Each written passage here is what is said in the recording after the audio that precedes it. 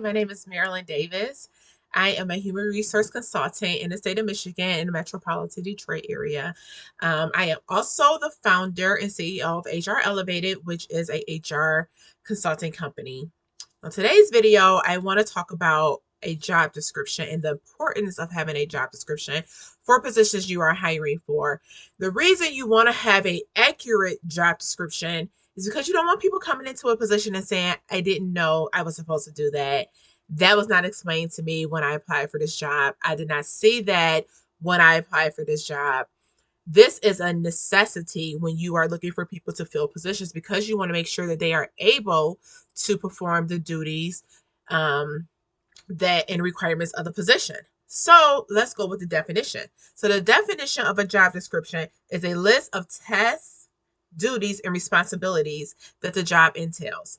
And so when you create a job description, you most times we start with, because it's something I do for a lot of businesses that I work with, I create job descriptions for them.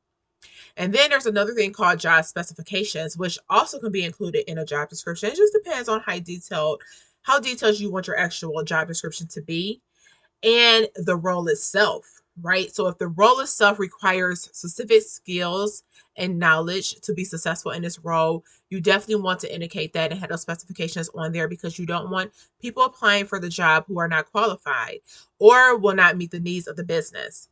So when you create a job description, you want to have as much details, but not overly detailed, but you want to have the key details that are needed for the position. So most times we start with a position summary, which kind of goes through talking about the company itself, what exactly you're looking for, some of the tasks, the most important tasks that this position requires the person to do. Then you want to go into responsibilities, duties and responsibilities of the position.